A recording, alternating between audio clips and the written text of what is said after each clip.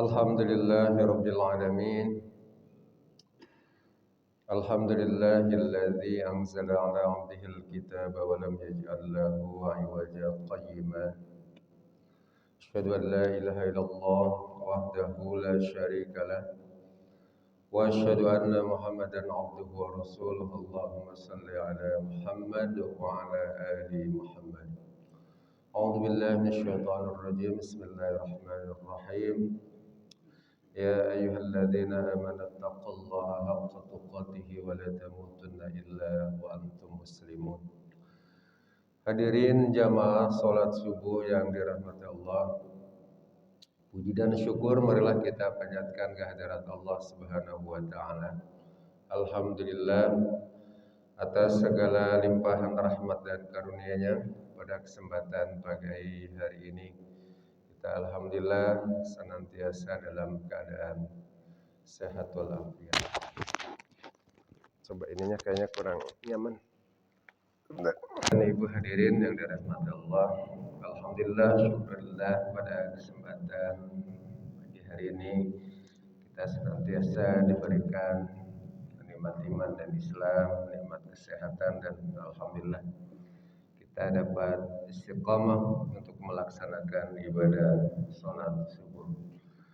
Salat serta salam semoga dilimpahkan kepada Nabi kita, Nabi Agung Nabi Muhammad sallallahu alaihi wasallam. Hadirin jamaah salat subuh yang dirahmati Allah, pada kesempatan pagi hari ini saya akan melanjutkan kajian dari kitab Mukhtarul Ahadits, nomor hadis nomor 361.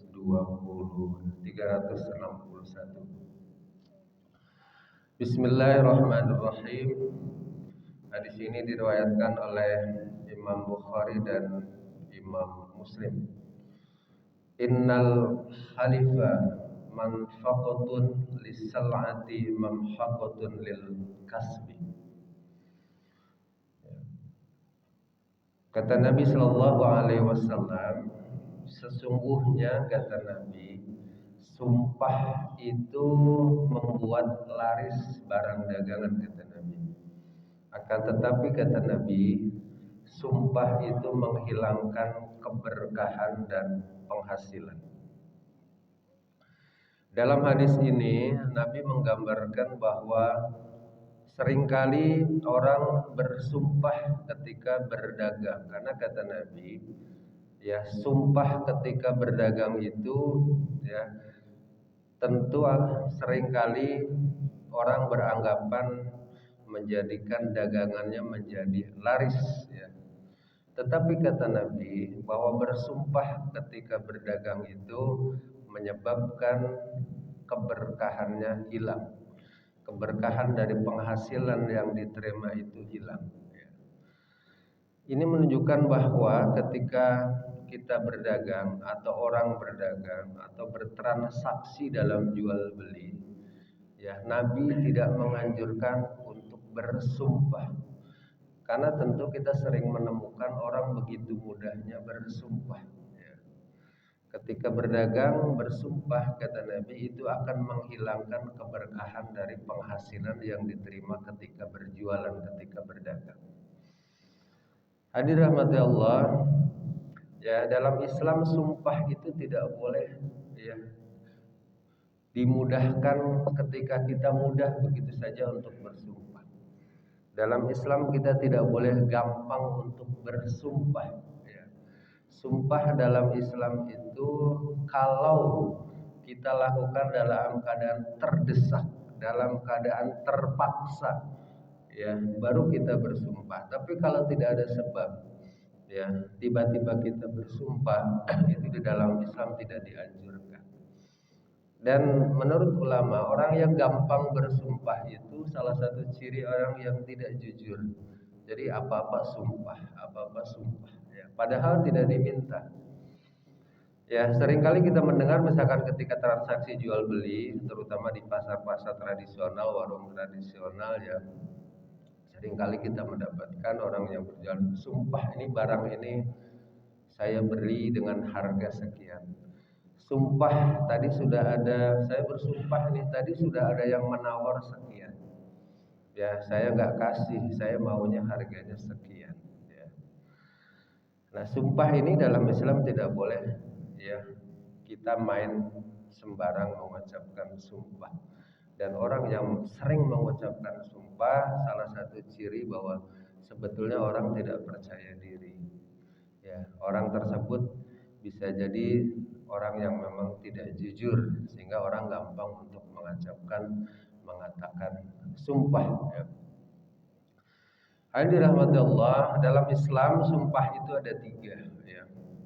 Ada yang disebut dengan sumpah lagwi, yaitu sumpah yang dimaksudkan adalah sumpah yang memang bersumpah tetapi sumpah itu dengan ucapan, tetapi sumpah itu bisa jadi sumpahnya adalah sumpah karena yang memang tidak disengaja.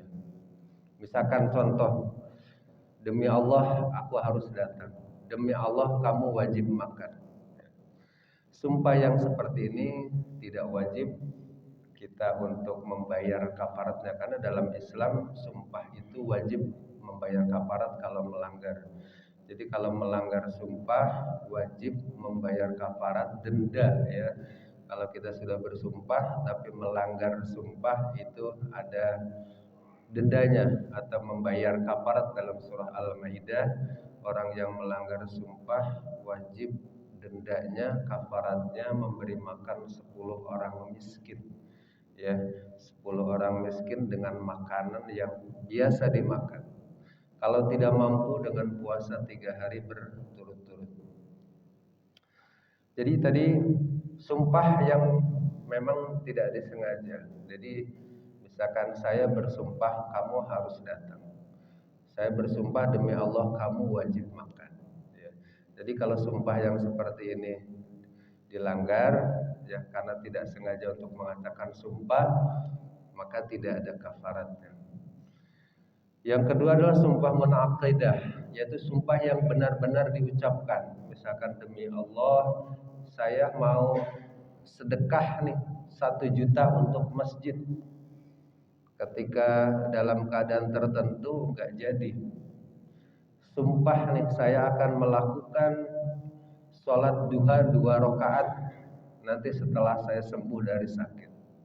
Nah, ini sumpah seperti ini harus ada kafaratnya kalau kita melanggar. Sumpah seperti ini tidak boleh dilanggar. Kalau dilanggar wajib membayar kafarat, memberi makan 10 orang miskin, atau puasa 3 hari berturut-turut ya dalam surah Al-Maidah, atau memerdekakan 1 budak ya, memerdekakan 1 budak. Tetapi untuk memerdekakan 1 budak untuk saat ini barangkali di Indonesia sudah nggak ada budak ya, sehingga mungkin memungkinkan membayar kafarat adalah memberi makan 10 orang miskin, atau dengan berpuasa 3 hari berturut-turut. Yang ketiga, sumpah ghamus, ialah sumpah palsu ya. Sumpah ghamus itu, sumpah palsu adalah seringkali dalam keadaan orang terdesak ya, untuk menipu, untuk membohongi seseorang supaya orang percaya dia bersumpah palsu. Ketika ada pencuri tertangkap, ya dia bersumpah bahwa saya tidak mencuri. Ya, ketika ada keadaan terdesak supaya orang percaya, keburukannya tertutupi, seseorang ya akhirnya bersumpah supaya orang percaya. Adapun sumpah palsu atau ghamus ini tidak ada kafaratnya, nggak ada dendanya. Kenapa? Karena sumpahnya palsu, karena membohongi orang, mengkhianati orang, ya. Ini tidak ada kafaratnya. Karena sumpah seperti ini adalah dosa besar hukumnya, maka nggak ada kafaratnya, nggak ada penggantinya, nggak ada dendanya. Ya, maka sumpah seperti ini adalah sumpah yang dosanya sangat besar, jadi tidak bisa diganti hanya dengan memberi makan, dosanya hilang. Dengan puasa 3 hari misalnya terus dosanya hilang, tidak bisa. Karena sumpah palsu adalah sumpah yang sumpah memang karena berbohong, karena menipu orang, mengkhianati orang lain, ini termasuk dosa besar. Maka berdosa hukumnya dosa besar, maka tidak ada kafaratnya, tidak ada penggantinya. Hadirin dirahmati Allah, artinya bahwa di sini berdasarkan hadis yang disampaikan oleh Imam Bukhari Muslim, kita kembali ke hadis tadi, innal halifa manfaqatun lis-salati mamhaqatun lil kasbi.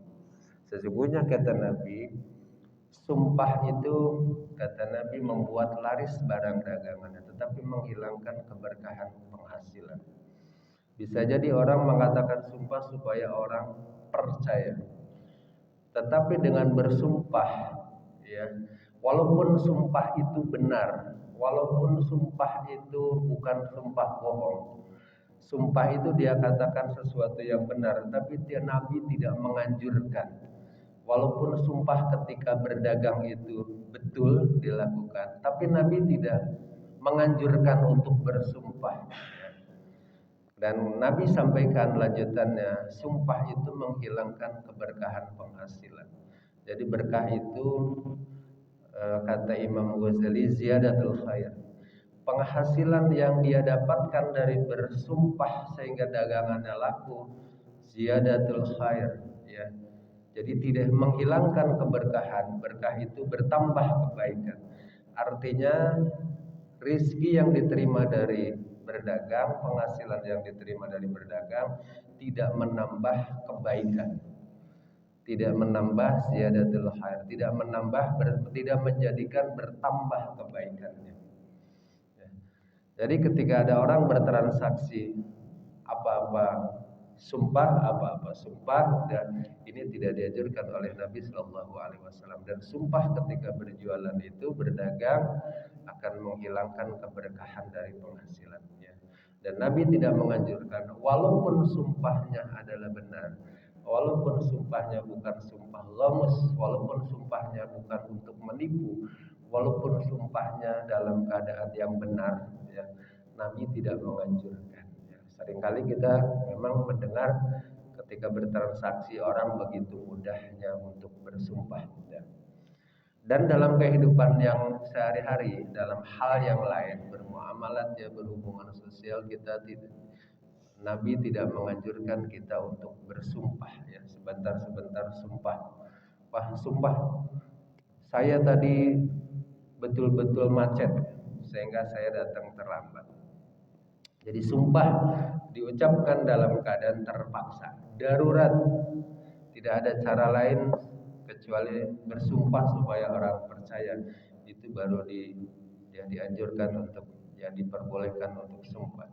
Tapi ketika tidak diminta, ya, tiba-tiba kita mengucapkan sumpah, bukan dalam keadaan darurat kita bersumpah, wallahi, demi Allah, ya, saya demi Allah, ini demi Allah, dan seterusnya, maka kita tidak dianjurkan untuk bersumpah. Dan bersumpah, ya, yang ada kafaratnya adalah sumpah yang betul-betul diucapkan tetapi kita meninggalkan sumpah itu. Pertanyaannya adalah, apakah sumpah itu boleh dilanggar? Boleh kita tidak melakukannya, ya. Kita udah sumpah, tapi apakah sumpah boleh dilanggar? Dalam Islam, sumpah yang bersumpah untuk melakukan perbuatan yang haram, kita boleh, justru malah harus melanggarnya. Sebagai contoh misalkan, saya bersumpah setelah Lebaran, saya akan mengambil barang punya saudara saya. Berarti kita bersumpah mengambil hak orang lain. Maka sumpah yang diharamkan, sumpah yang dilarang, sumpah untuk mengerjakan perbuatan yang dilarang oleh Allah, maka itu wajib sumpahnya ditarik, wajib sumpahnya tidak dikerjakan. Saya bersumpah nanti setelah Idul Fitri saya nggak mau sholat asar 1 kali. Nah, itu berarti sumpah melanggar perintah Allah. Sumpah yang seperti ini boleh ditarik. Sumpah yang seperti ini boleh dan memang harus tidak dikerjakan. Ya. Tetapi sumpah untuk melakukan perbuatan baik, Saya bersumpah insyaallah pada lebaran saya akan membantu saudara saya. Demi Allah, sesudah lebaran saya akan membantu SPP saudara saya.